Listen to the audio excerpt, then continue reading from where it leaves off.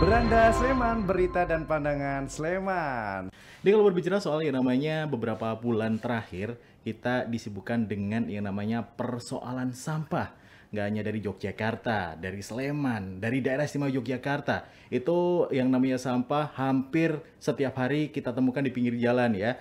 Sleman salah satu yang bisa mempelopori bahwa sampah itu bisa berguna dan juga pengelolaan sampah itu sudah ada ya. Dan yang pasti terbukti nih, Sleman itu menerima apresiasi pengelolaan sampah dari Kemen PUPR. Nah, kalau berbicara soal sampah, sudah hadir juga nih pakarnya di sini ya. Pakar bukan pakar persoalan sampah ya, tapi pakar untuk pengelolaan sampah itu bagaimana. Sudah hadir ada Ibu Dr. Anda Epipana Kristiani MM. Beliau adalah Kepala Dinas Lingkungan Hidup Kabupaten Sleman. Halo Ibu, apa kabar? Assalamualaikum. Selamat siang. Selamat siang. Waalaikumsalam. Baik. Warahmatullahi wabarakatuh. Ye, Ya, kabar baik ya Ibu ya? harus baik. Harus baik ya, Ya. Alhamdulillah. Ibu, kalau kita berbicara terkait dengan sampah gitu kan, sebelum kita masuk ke tadi yang sempat saya infokan persoalan sampah nih. Kalau di Sleman sendiri, apakah sekredit kota Yogyakarta terkait dengan sampah juga? Kalau sekrodit mungkin tidak, karena kita masih punya ruang yang agak banyak. Kebetulan kita juga selama ini sudah mulai melakukan pengelolaan sampah. Dalam arti kita melakukan gerakan pemilahan sampah, kita sudah mulai karena kita sudah punya bank sampah cukup banyak. Kita punya TPS 3R, bank sampahnya sampai 301 unit, kemudian TPS 3R-nya kita ada 32 tapi yang aktif sekitar 22.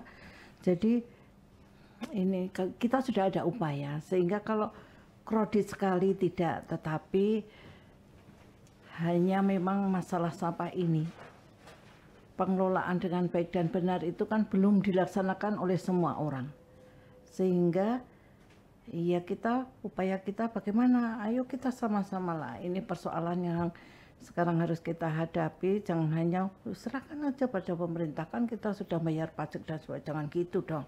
Tapi ini persoalan kita bersama, ayo kita bersama-sama berjuang bagaimana Sleman tetap bersih. Maksudnya seperti itu. Oke, tadi sempat disinggung juga ya bahwa sampah itu mungkin kemarin stigmanya di masyarakat adalah ya udah sih kita sudah bayar pajak, kita sudah bayar yang namanya iuran bulanan terkait dengan pengelolaan sampah. Nah, ini tugas pemerintah nih untuk mengelola sampah itu dengan baik. Tapi imbasnya kesininya kan sampah malah nggak bisa tertata dengan bagus seperti itu ya. Tadi ya Ibu Epi bilang bahwa di Sleman sudah ada pengelolaan sendiri ya. Ada TPS 3R seperti itu. Nah, kalau mungkin saya agak koreksi karena ya selama ini kita akui kita agak salah. Artinya selama ini pemerintah masyarakat itu mengelola sampah kan mereka mengumpulkan, mereka menaruh kemudian mereka mengangkut, kita taruh di suatu tempat tanpa diolah. Semua sampah dalam kondisi campur, sampah basah dan sampah kering jadi satu. Nah, kita mau ngapa? Kalau seperti itu, mengolah juga tidak bisa. Kita mau jual, siapa yang mau beli? Kita mau mengolah, siapa yang mau menyuci sampah yang sudah campur kayak gitu? Ini kesalahan kita bersama. Oleh karena itu, ini momen yang sangat baik. Walaupun tutupnya TPA Piungan, ya tidak bisa saya katakan itu suatu berita yang menyenangkan, ya tidak, tetapi ini suatu momen dengan adanya TPA Piungan yang ditutup itu, ya kita semua jadi sadar, oh iya kita kemarin membuat kesalahan, ayo kita perbaiki. Nah itu sekarang kita semangat, kita perbaiki, mudah-mudahan ke depan menjadi lebih baik. Saya kira itu. Ya. Berarti dengan ditutupnya TPS Piungan TPA Piungan berarti artinya bahwa masyarakat lebih sadar ya, aware terkait dengan sampah masing-masing gitu ya Bu ya. Iya, terbukti. Begitu keluar surat edaran Bupati yang menghendaki gerakan pemilahan sampah dari keluarga itu, sekarang banyak ini keluarga-keluarga masalah, gimana kita memilah sampah? Sampah dipilah jadi apa sih harusnya? Organik, anorganik lah. Kalau sampah organik bau-bau gini gimana ya cara mengelola? Bisa dibuat apa? Lalu apakah kita harus macam-macam pertanyaan itu? Lalu upayanya juga macam-macam. Gimana biar nggak bau? Kayak gitu. Sehingga ini menjadi semangat. Artinya setelah kita tertimpa permasalahan itu, tidak semua masyarakat kok langsung itu salahnya pemerintah, biar aja mereka lalu buang sampah sembarangan gitu. Tapi banyak masyarakat yang bergerak. Dan nyatanya di Sleman kalau masalah sampah yang sampai turun ke jalan kan kemarin tidak. Oleh karena itu saya berterima kasih sekali, masyarakat Sleman hebat. Artinya kita ada persoalan tapi bukan berarti langsung kita salahkan, kamu yang salah, saya yang enggak. Tetapi yang penting dari situ ada semangat untuk memperbaiki ke depannya. Ya. Baik, Ibu Epi. Ini kalau berbicara soal warga masyarakat di Sleman juga, tadi juga sempat aware ya Ibu Epi bilang bahwa masyarakat Sleman aware terkait dengan pengelolaan sampah. Nah, apakah dari Dinas Lingkungan Hidup sendiri sudah ada kayak semacam turun ke masyarakat terkait dengan program-program dari pemerintah terkait dengan pengelolaan sampah, Ibu?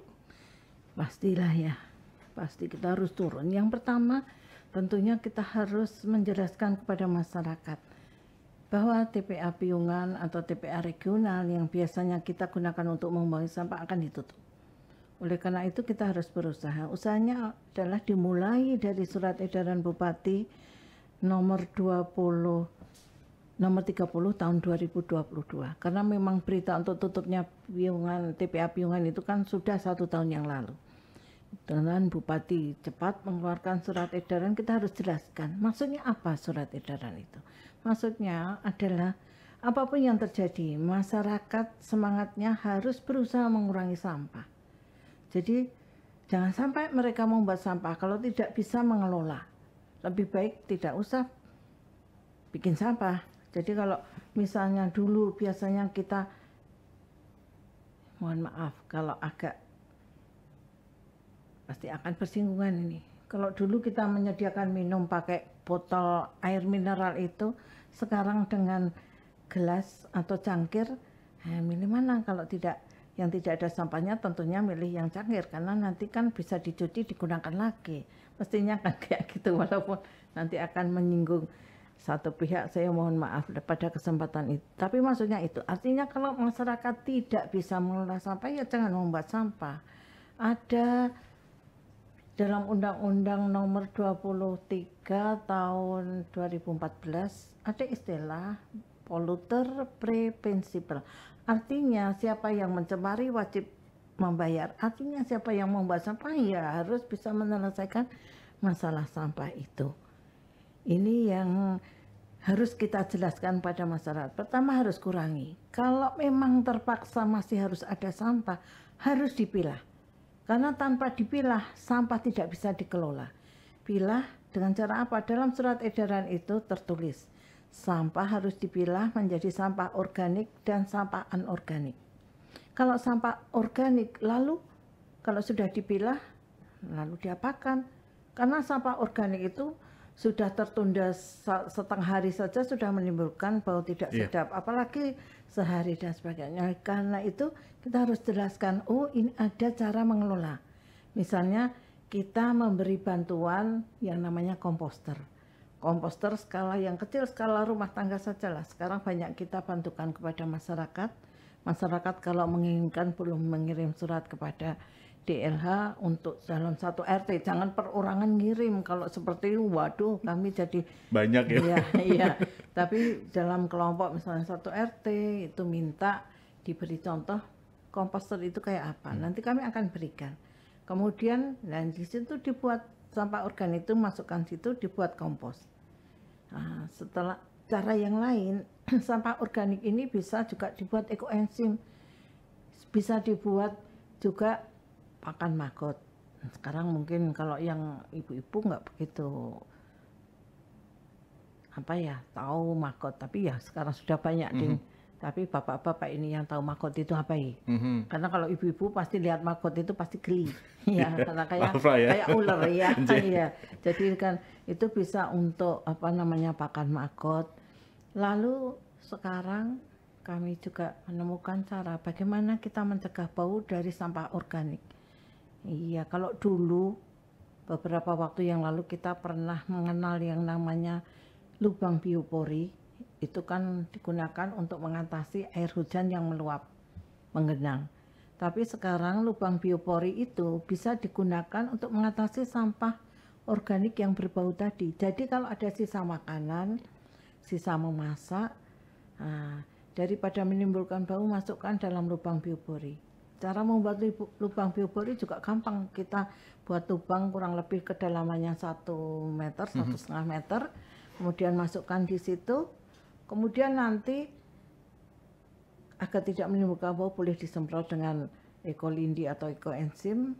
Kalau tidak, saya pun dengan cara seperti itu sudah tidak berbau. Nanti akan turun. Kalau dia menjadi kompos, sampah organik itu akan turun. Ini bisa digunakan kurang lebih 1-1,5 bulan dalam keluarga, jumlah keluarga 4 orang. Ya, kemudian nanti setelah penuh ditutup dengan tanah. Kemudian kita bikin lubang di tempat lain, bisa digunakan untuk semacam. Jadi sampah organik sudah beres, nggak ada sampah organik. Sampah anorganik tinggal kita pilih, yang laku dijual kita pilih, sudah kumpulkan jadi satu, tinggal tunggu tukang rongsok lewat, sudah dijual, kita dapat uang. Ya jangan mengharapkan lalu kita dapat uang yang banyak sekali, enggak lah. Satu karung botol air mineral itu cuma dihargai 5.000 ya. Yang penting kita tidak punya sampah. Sekarang kan kita tinggal dari pemilahan sampah itu, kita tinggal punya yang disebut sampah residu. Sampah residu itu kalau dulu saya pikir sampah residu itu hanya Pampers, kemudian mohon maaf pembalut dan sebagainya. Tapi sekarang ternyata banyak residu. Kalau anak-anak kecil-kecil itu pada jajan cilok sudah habis, itu kan plastiknya jadi residu karena sudah kena saus. Itu jadi dalam keluarga kalau mau mengelola sampah dengan cara sederhana itu, kita tinggal menyisakan residu. Residu itu bisa sangat sedikit. Ini kita harus jelaskan pada masyarakat. Kita turun ke masyarakat. Kemudian kami juga memberi bantuan seperti yang saya sebut. Artinya belum tentu orang itu tahu cara membuat kompos, sehingga kita perlu memberi bantuan. Kemudian kami melakukan pendampingan terus, karena ya mengelola sampah itu kelihatannya ya gampang kalau mendengarkan, tapi kalau praktek ini sudah sangat sulit. Belum tentu berhasil dengan lancar. Saya juga ngalami bagaimana saya bisa memilah sampah ini setelah saya jalan berapa bulan, baru sekarang saya dan keluarga sepakat untuk mengelola sampah dengan baik dan benar dengan cara itu. Kami harus selalu mendampingi. Jadi kami akan sosialisasi, kemudian kami akan memberikan bantuan berupa peralatan seperti biopori, komposter dan sebagainya. Kami memberikan teknologinya, bagaimana membuat ekoenzim, bagaimana kita beternak maggot. Kemudian kita juga dampingi, kita tidak akan lepas. Semua ini kan fungsinya bagaimana kita tetap mengawal agar apa yang sudah dilakukan bisa dilakukan terus dengan baik. Itu yang kami lakukan. Ya. Untuk proses pengawasannya sendiri bagaimana Bu? Apakah continue setiap daerah itu dari pemerintah ada yang bertugas di situ, atau memang harus dari masyarakat sendiri itu aware terkait dengan program yang sudah diberikan? Iya, ini yang mungkin saya belum melakukan sistem pengawasan dengan baik. Mestinya saya kan bisa mengajak teman-teman, apakah itu dari kelurahan atau Kapanewon, untuk kita dalam jangka waktu tertentu melaporkan apa yang sudah dilakukan oleh masyarakat. Tetapi ini memang kelewat, jadi saya mohon maaf. Tetapi saya kan punya TFL lapangan yang cukup banyak. Kemudian saya juga punya teman-teman yang ada di bank sampah, ada yang di TPS 3R, ini melaporkan.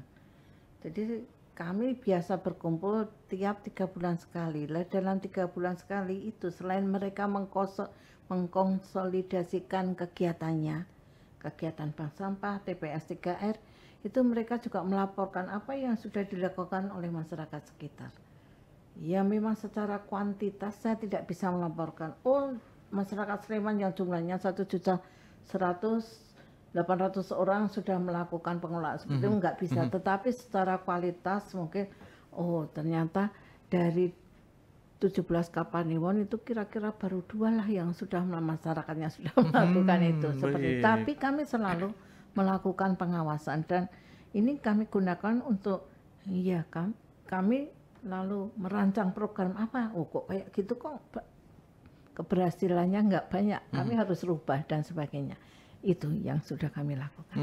Ya. Jadi artinya bahwa strategi yang sudah laksanakan itu juga harapannya bahwa nggak hanya 2 Kapanewon ya, semua yang ada di Sleman juga ikut serta begitu ya Bu Evi ya? Iya, betul, harusnya gitu. Oke, baik. Ini kalau berbicara soal yang namanya TPS 3R di Sleman sendiri kan tadi di awal sudah sempat saya singgung bahwa mendapatkan apresiasi pengelolaan sampah dari Kemen PUPR seperti itu. Monggo dijelaskan. Baik, jadi kalau kita bicara masalah TPS 3R, jadi ya sebetulnya kami sangat berterima kasih. Ada masyarakat yang sudah sadar bahwa mereka perlu melakukan pengelolaan sampah dengan baik dan benar. Oleh karena itu, beberapa masyarakat ini berkelompok.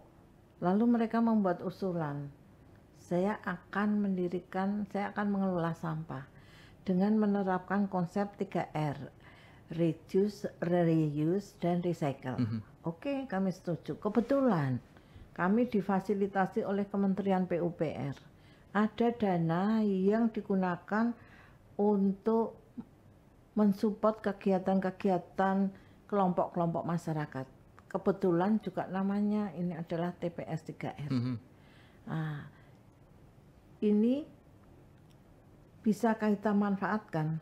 Bisa kabupaten kota atau daerah manfaatkan untuk membuat usulan agar mendapatkan dana bantuan untuk mendirikan TPS 3R.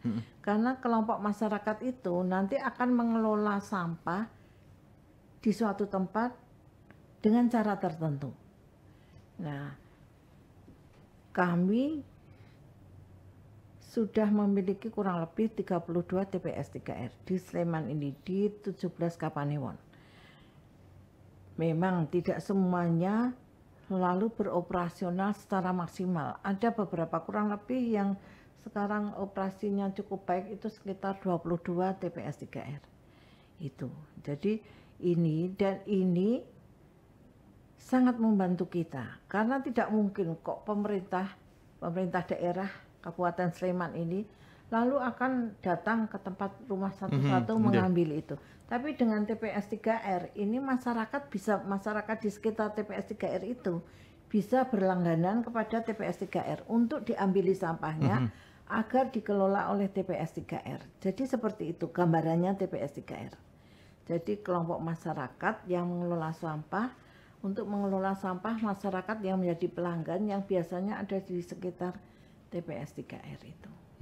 Ya. Jadi artinya bahwa untuk TPS 3R sendiri dari masyarakat dulu seperti itu. Iya. Jadi masyarakat yang mempunyai kehendak, saya harus mengelola sampah karena sampah saya kemana-mana mau dikelola dengan cara apa. Nah, itu lalu mereka memberikan informasi kepada pemerintah. Kebetulan pemerintah pusat ini juga ada dana untuk mensupport kegiatan itu, ya jadi gado sehingga terbentuk beberapa TPS 3R.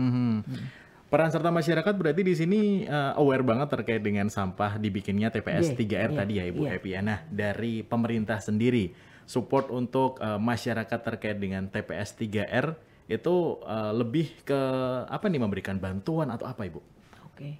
Jadi ya TPS 3R kalau mula-mula mungkin hanya berapa masyarakat. Pelanggannya juga mungkin belum tentu. Kalau sekarang TPS 3R kita itu rata-rata pelanggannya antara 500 sampai 700 lah. 750 orang. Jadi kalau dulu mungkin tidak sebanyak itu pada waktu mereka berdiri. Mungkin hanya satu RT, mungkin 50 KK.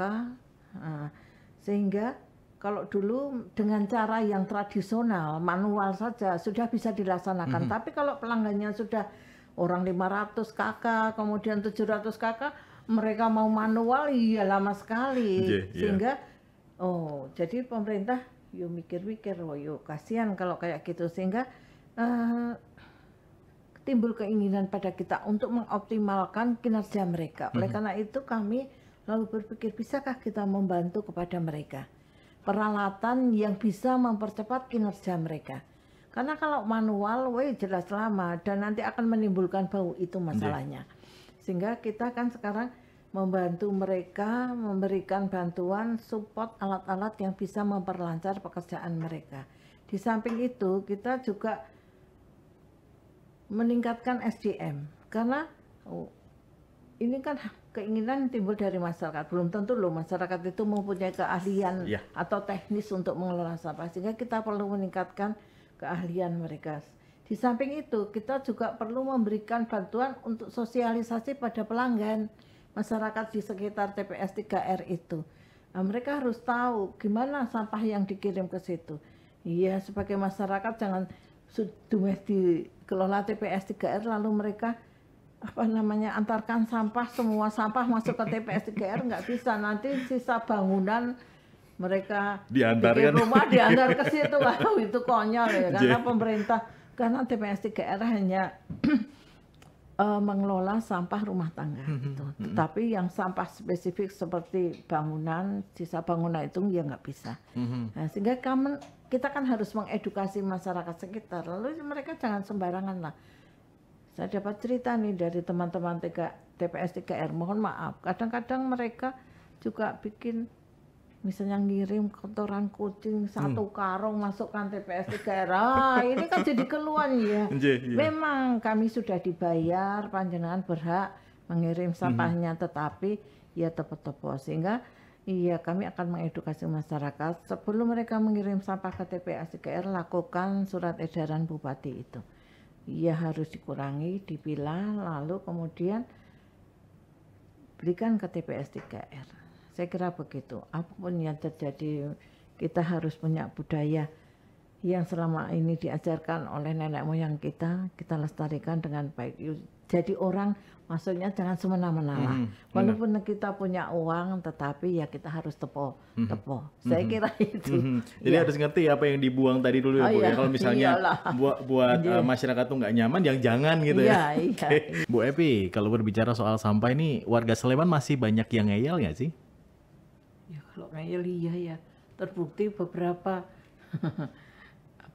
yang muncul di media massa, koran. Ini kok masih ada sampah liar ya di sana sini, di depan Kapanewon Depok, di dekat jembatan UGM. Iya, itu sebagian masyarakat kita yang masih ngeyel. Ya nggak apa-apa, tapi mudah-mudahan ke depan mereka sadar. Kalau masyarakat lain ini bisa mengelola, kenapa mereka tidak? Itu kan tinggal semangat ya, keinginan, komitmen atau apa itulah yang ini perlu terus didorong kepada mereka untuk ayolah yang lain bisa, kenapa panjenengan tidak bisa, lalu mereka buang sampah sembarangan, lalu malu enggak ya kalau kayak gitu. Apalagi kalau yang saya lihat beberapa laporan dari teman-teman yang melakukan pengawasan itu ada anak muda dan sebagainya. Lu muda, tenaganya masih banyak, pikirannya masih kok berbuat kayak gitu. Tapi ya nggak apa-apa, artinya ini adalah suatu perjalanan. Oke lah, kita sebagai pemerintah nggak apa-apa. Ya. Itu berarti mungkin dari pemerintah kurang terjun ke masyarakat seperti itu, atau ada PR sendiri nih dari pemerintah yang memang harus segera dikebut agar masyarakat nih yang belum sadar bisa tersadarkan kayak gitu? Iya, mungkin itu juga. Pegawai saya juga nggak banyak ya. Punya pekerjaan yang sebetulnya pekerjaan utamanya sudah ada. Kalau mereka kita terjunkan semua ke lapangan untuk mengedukasi masyarakat, nanti pekerjaan yang lain lalu terbengkelai. Tetapi iya, ini kan lalu kita bisa. Saya sih kebetulan waktu itu saya cerita yang agak melenceng sedikit, artinya kampus lalu tergerak. Karena yang disebut adalah anak muda. Ya saya bilang pernah. Generasi Z gitu ya. Ada anak muda yang membuang sampah sembarangan kayak gitu. Mereka kroso saja ya. Mahasiswa itu kan masih muda-muda. Sehingga lalu beberapa kampus ini pada penerimaan mahasiswa yang sekarang ini itu lalu mereka mengadakan pembekalan bagaimana mahasiswa yang tinggal di pondokan itu mengelola sampah. Ini beberapa kampus saya sudah diundang beberapa kampus untuk memberikan pembekalan itu. Lalu kami juga pernah diundang oleh mohon maaf kalau saya bilang, saya cerita, saya pernah diundang oleh UGM. Bagaimana sih UGM bisa memberikan sumbangsi kepada Sleman? Ya saya cuma iseng-iseng, bisa nggak bikin KKN tematik. Ini kita sedang menghadapi permasalahan sampah, bisa nggak kita dibantu UGM menurunkan KKN tematik yang temanya adalah bagaimana mengelola sampah. Ternyata bisa kok. Dan saya juga terima kasih kemarin hasilnya ya hasilnya yang kalau mau dilihat adalah TPST di Sinduadi. Ya, namanya TPST beda dengan TPST yang kita bangun. Kalau kami kan tempat pengelolaan sampah terpadu. Kalau di Sinduadi itu tempat pengelolaan sampah terintegrasi. Maksudnya sebagai tempat pengelolaan sampah, tetapi kemudian diintegrasikan dengan kegiatan pertanian, peternakan. Nah, ini adalah kerjasama kita dengan UGM dalam KKN tematik. Jadi, ya persoalan sampah yang semula ya kalau kita dipikir pemerintah yang harus bergerak sendiri susah. Tapi ternyata banyak sumber daya yang ada di sekitar kita yang bisa kita gerakkan, kita ajak kerjasama, akhirnya bisa menyelesaikan sedikit demi sedikit mengurai permasalahan ini. Karena untuk menyampaikan kepada banyak orang, kalau kami ya belum tentu sampainya kemana saya ya nggak tahu. Nah, sehingga kalau dengan dibantu oleh banyak pihak, saya pikir akan semakin banyaklah masyarakat yang sadar. Ibu Ebe berarti emang ada peran serta dari masyarakat, dari swasta juga dalam pengelolaan sampah sehingga TPS 3R yang ada di Sleman berjalan seperti itu. Iya, kami kemarin mendapat hadiah itu karena begini, saya cerita sedikit. Karena kami memberikan bantuan kepada TPS 3R yang namanya Brahma Muda. Brahma Muda ada di Kelurahan Sardonoharjo. Itu kita bantu peralatan, ada konveyor untuk memilah sampah, ada mesin pencacah sampah.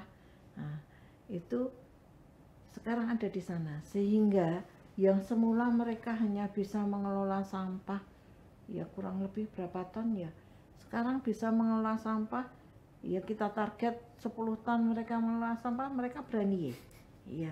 Jadi pemerintah tidak lalu tinggal diam biar TPS 3R berusaha sendiri ya enggak, tapi kita memberikan peralatan itu berasal dari CSR CSR Astra, nilainya 1,2,5 M. Ya, atau sampai 1,5 karena dengan pemasangan listrik dan sebagainya. Jadi ya kita berupaya semua pihak agar pengelolaan sampah ini menjadi semakin baik dengan kerjasama, dengan support dari berbagai pihak, dan ini dibuktikan ya mulai dari Brahma Muda atau TPS 3R yang dulu secara manual hanya bisa mengolah 1 ton, mungkin paling banyak ya 2 ton, 3 ton. Sekarang mereka ditarget 10 ton, mereka berani. Gitu. Jadi artinya bahwa masyarakat sudah siap ya, sehingga Sleman sendiri mendapatkan penghargaan dan juga apresiasi dari Kemen PUPR. Nah ini ceritanya gimana kok bisa dapat penghargaan, Bu? Ya itu, karena kita tidak mendiamkan, tapi kita mensupport agar TPS 3R ini bisa bekerja optimal. Kalau dibiarkan saja ya, lalu ada beberapa TPS 3R lalu mati. Karena gini, mengelola sampah itu kelihatannya gampang. Bicara gini, gampang itu. Hanya sampah gitu ya. Kalau sudah disuruh melaksanakan tiap hari mereka berkutat dengan barang bau seperti itu. Kadang-kadang kita mangkal kok ada masyarakat yang kurang ajar. Kayak gitu itu kan. Lalu mereka ada beberapa TPS 3R yang kita akui. Yang itu tidak optimal, sekarang mati. Tetapi kita tahu jangan sampai kayak gitu. Ini sudah diberikan bantuan oleh pemerintah pusat. Bantuannya satu TPS 3R itu kalau membangun 600 juta. Sehingga kalau kita membiarkan lalu itu mangkrak, itu namanya ya kalau itu kita tidak bertanggung jawab. Oleh karena itu pemerintah Kabupaten Sleman gimana caranya itu tetap bisa berjalan dengan baik. Kita memberikan bantuan peralatan. Kita memfasilitasi TPS 3R dengan pelanggannya itu bisa bertemu, TPS 3R dengan TPS 3R lainnya bertemu, sehingga mereka bisa sharing permasalahan, sharing kegiatan, agar mereka bisa menjadi berkembang lebih baik. Jadi kami tidak membiarkan, tapi kami mensupport. Bahkan kami mencarikan dana agar bisa mendapat bantuan walaupun itu dari CSR. Dan kami juga tidak diam saja. Saya yang matur provinsi, bisa nggak dibantu kok Sleman? Iya, kami memang sesuai tupoksi kami akan mengelola sampah, tapi ya tolong dibantu, jangan dibiarkan. Nah, ini upaya-upaya kita menjaga agar semuanya bisa berjalan dengan baik on the track. Ya. Ibu Epi, ini yang terakhir nih terkait dengan Slemanis atau warga masyarakat Sleman. Nah, mungkin himbauan kepada masyarakat untuk pengelolaan sampah atau biar mereka bisa punya TPS 3R tuh pripun caranya atau gimana untuk pengelolaannya? Iya. Kalau ingin himbauan kepada masyarakat itu, sudah sekarang kita laksanakan surat edaran bupati. Saya mohon itu paling gampang. Dicoba. Kalau tidak dicoba, itu tidak akan berhasil. Nggak ngerti juga ya Bu iya, ya? Saya mencoba, saya kepala dinas lingkungan hidup. Mencoba ini perlu waktu 5 bulan untuk bisa memilah sampah. Dan itu ceritanya panjang sekali. Saya bisa kok ribut dengan anak saya. Saya ribut dengan suami saya. Bukan gara-gara suami punya selingkuhan, tapi gara-gara pengelolaan sampah, memilah sampah itu. Nah, itu kan jadi suatu kisah tersendiri yang saya minta ini dilaksanakan, dicoba. Pasti akan memberikan warna pada hidup panjenengan. Jadi itu yang saya alami. Kemudian kalau kita ingin mendirikan TPS 3R ini ya memang harus ada satu kelompok. Kalau sendiri tidak bisa. Satu kelompok yang sadar mereka akan mengolah sampah. Dan mereka mempunyai tekad. Mereka harus siap dengan kelembagaan, siap dengan orang-orangnya, siap dengan lahan. Karena sekarang kalau di DI ini, kalau bicara dengan lahan itu sangat sulit. Dan lahan untuk kegiatan sosial itu kebanyakan menggunakan tanah kas desa.